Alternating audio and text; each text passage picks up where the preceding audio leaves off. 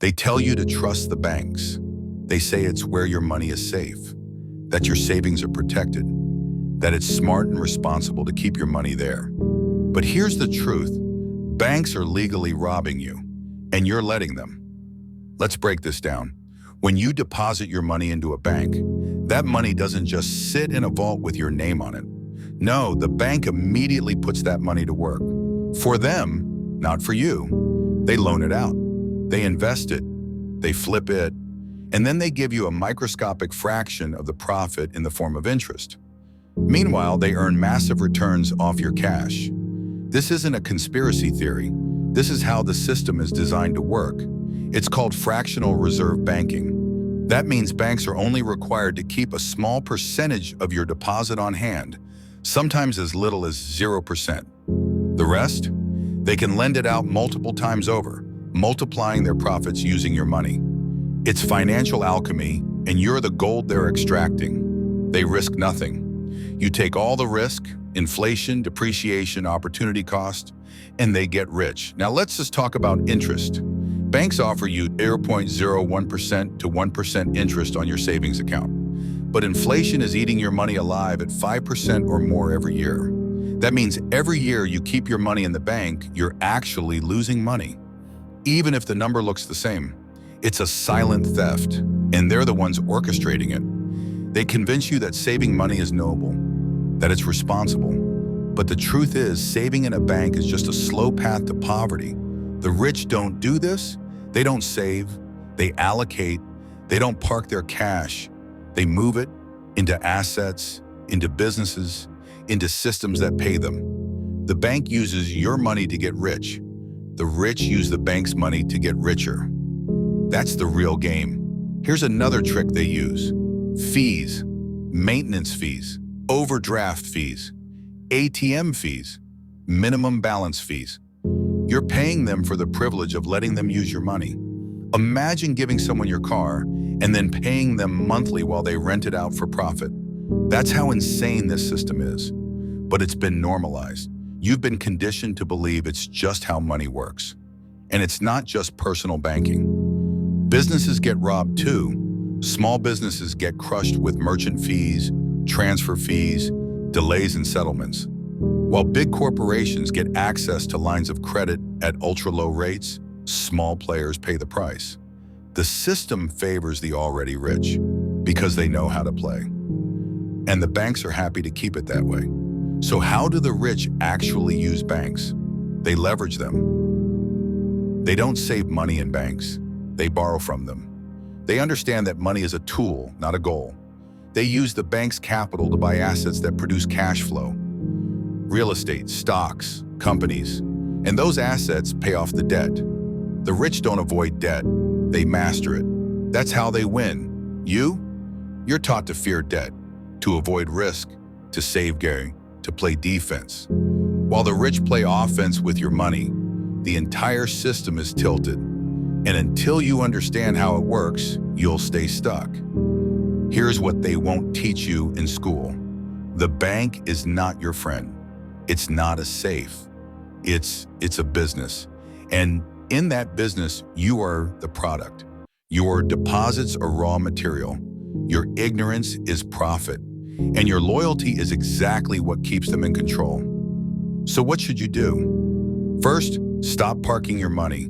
Start deploying it. Learn how to use your money like the banks do, to produce returns, not just sit idle. Invest in assets. Learn about income-generating vehicles. Build systems. Buy time. Build leverage. Second, rethink your relationship with debt.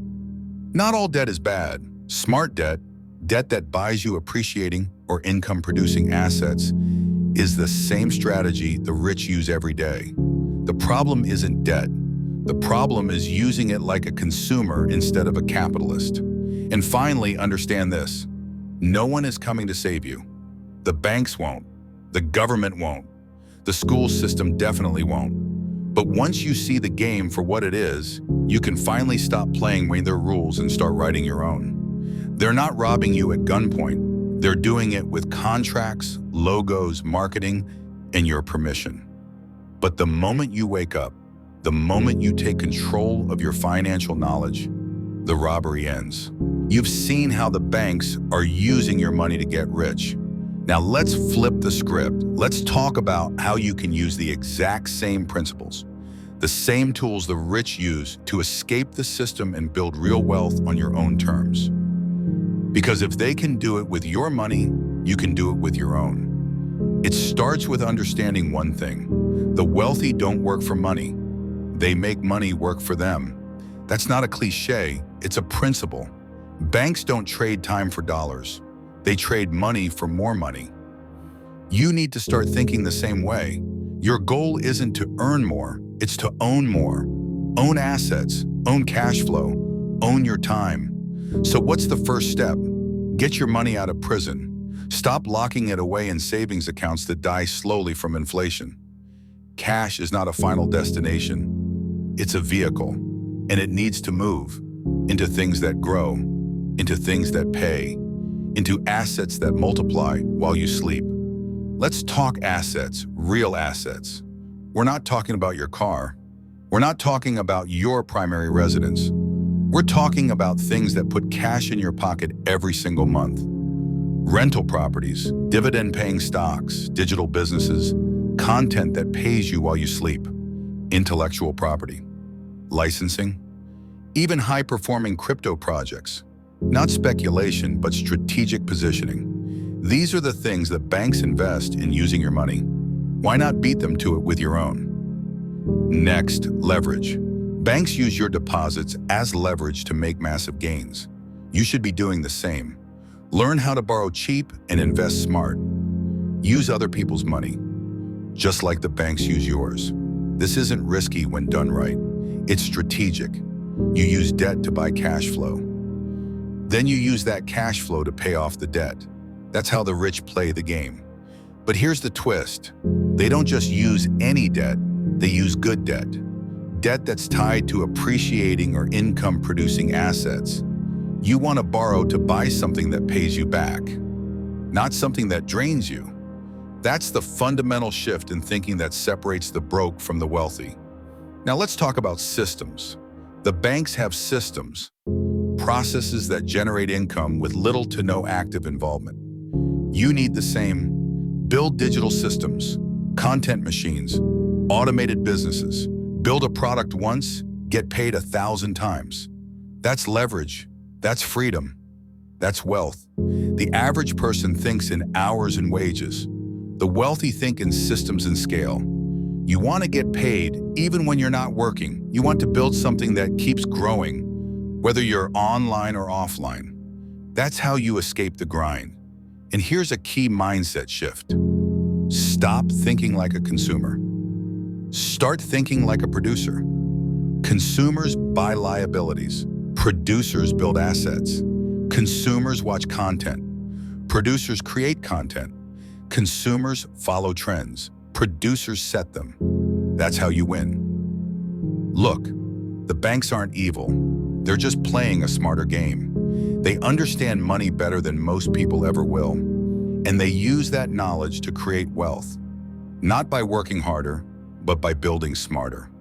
The real crime isn't what they do. It's that you haven't been taught how to do it yourself. But now you see it. You see the game. And that means you can start playing it differently. The first step is education. Not the kind you get in school. The kind you get from obsession, from experience, from experimenting, from failing and adjusting. The internet gave you access to every tool, every book, every tutorial. There are no excuses left, just choices. The next step is execution.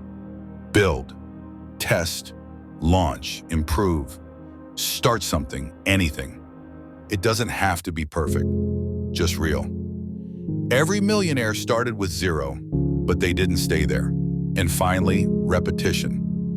Wealth is a game of discipline, of focus, of playing offense long enough for it to snowball. Most people quit too soon. The rich stay in the game longer.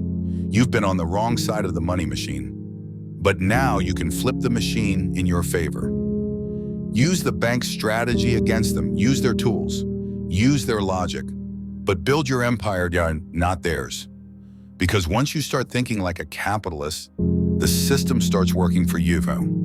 No more playing defense, no more giving away your power. It's time to become your own bank.